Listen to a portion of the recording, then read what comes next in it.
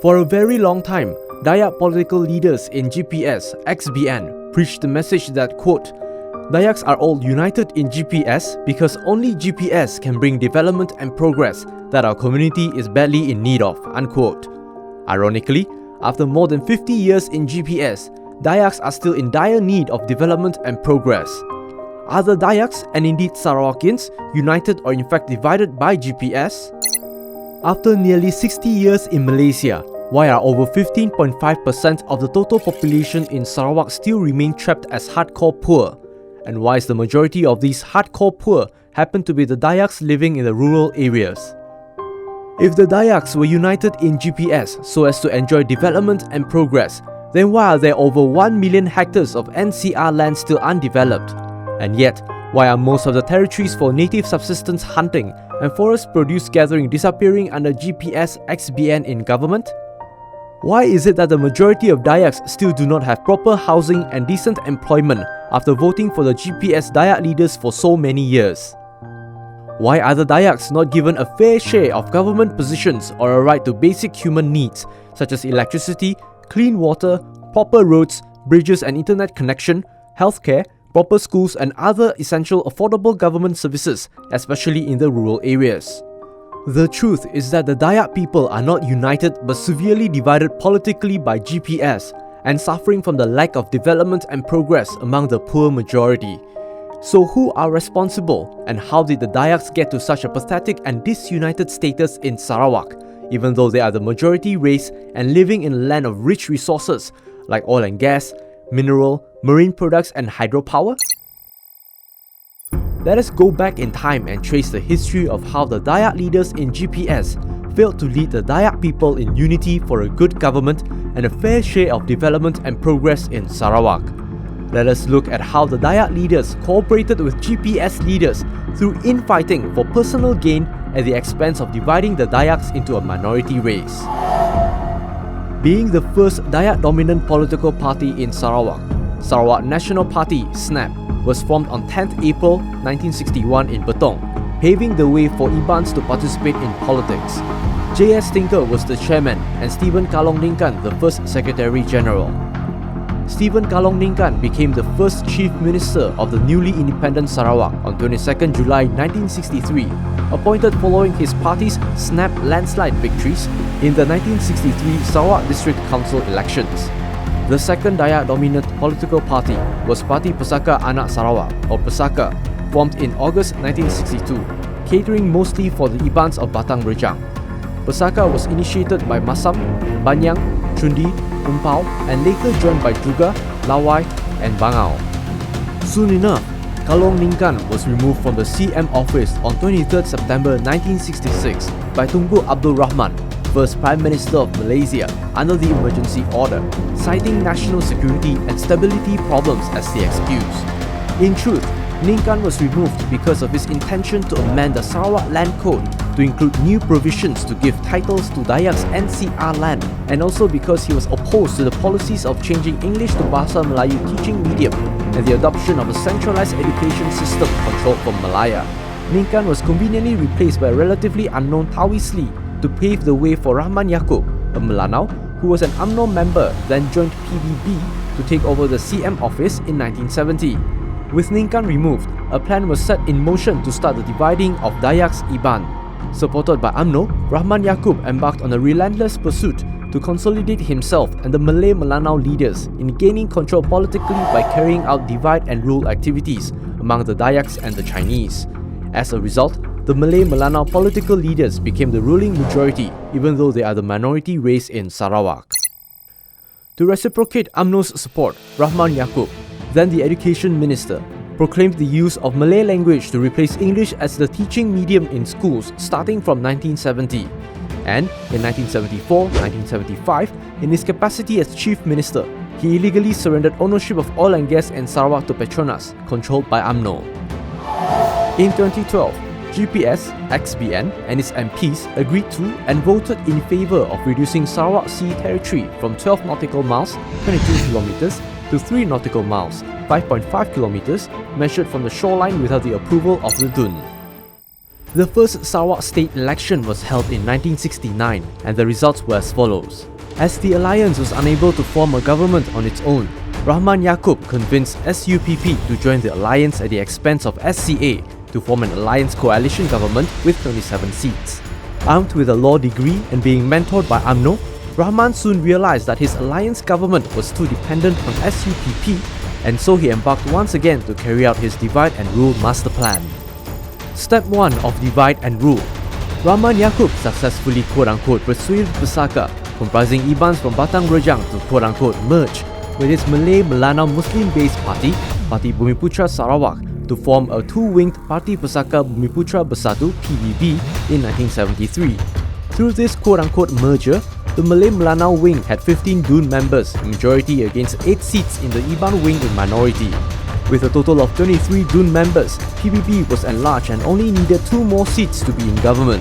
To Rahman Yaakob, this merger immediately diluted the importance of SUPP in his alliance government, while at the same time automatically diluted Dayaks to become politically a minority, one stone killing 2 birds. Step 2 of divide and rule.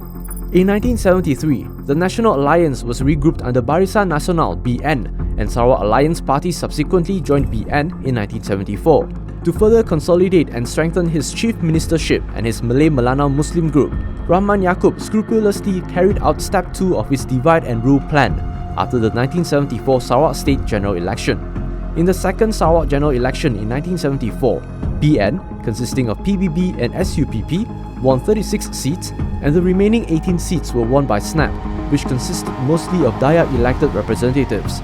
Realizing that BN did not have a 2/3 majority in Dun seats, SNAP was recruited into BN to wipe out the opposition and at the same time further split and diluted the Dayaks Ibans within the confines of BN, in which PBB, led by Rahman Yaakob, had the absolute majority control.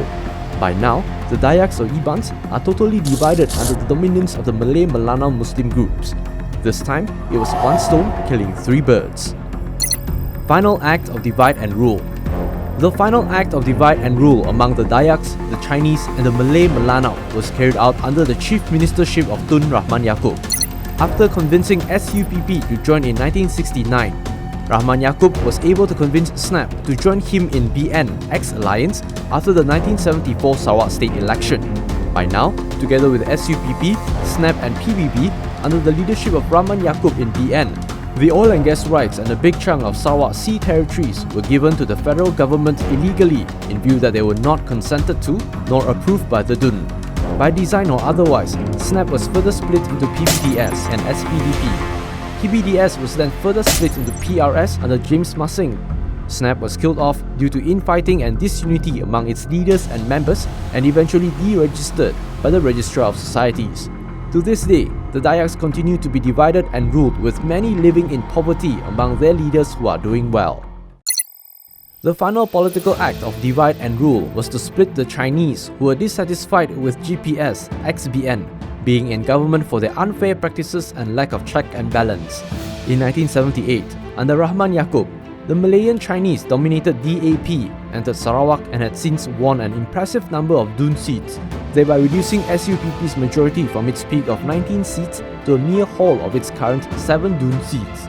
Thanks to the weakness of SUPP and various quote-unquote feel-good propaganda by DAP, the Chinese are politically divided between SUPP in GPS and DAP in opposition. As a result, the Chinese Dun members in GPS, led by George Chan, lost the deputy chief ministership position in 2011. In 2019, seeking opportunity to gain political position for himself, James Masing demanded GPS to sack Wong Sun Ko so that he could be the deputy chief minister.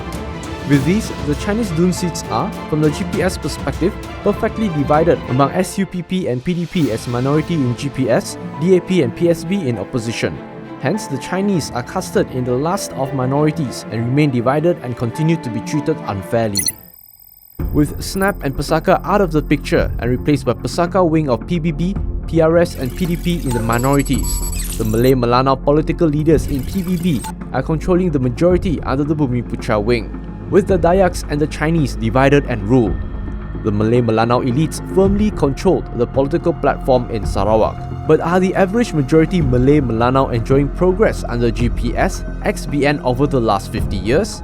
The truth is that a few elite Malay Melanau leaders are making use of the Malay Melanau common people. The truth is also glaring that the Malay Melanau are living poor in kampong and villages in coastal regions and suffering the same living conditions as the Dayaks in the rural. Except for the Malay Melanau occupying more positions in the civil service sectors or better supported for their activities, the bulk of the Malay Melanau are poor and lacking in decent housing and economic opportunities, healthcare and proper schools, among other things. The Juga family was granted big forest concessions. In 1976, Geresa Timber Corporation Sendirian Berhad was awarded 49,996 hectares, and in 1979, Rajang Wood Sendirian Berhad was awarded 309,575 hectares of timber license areas.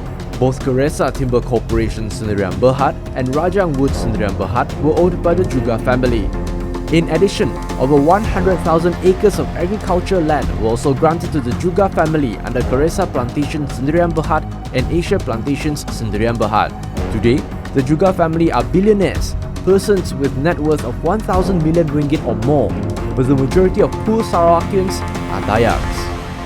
With the support of the Juga family, Abang Johari became the Chief Minister of Sarawak in 2017, only after the sudden demise of Adinan Satem. Alex Linggi, the grandson of Tun Juga, was holding the prominent position of Secretary General of PBB and a full ministerial post in the federal cabinet. Yet, Sarawak remains among the poorest states in Malaysia, and the majority of the Dayaks and the Malays are the poor people in Sarawak. Many longhouses are without proper schools, served by poor roads and dilapidated bridges, lacking in healthcare and decent employment, so much so that many able Dayaks have to migrate in large numbers to work in Johor and other overseas places, leaving their families behind. For 51 years, Sarawak has either a Malay or Melanau leader as Chief Minister since 1970. In fact, almost 50% of Sarawak cabinet members are Malay or Melanau under GPS, XPN being in government.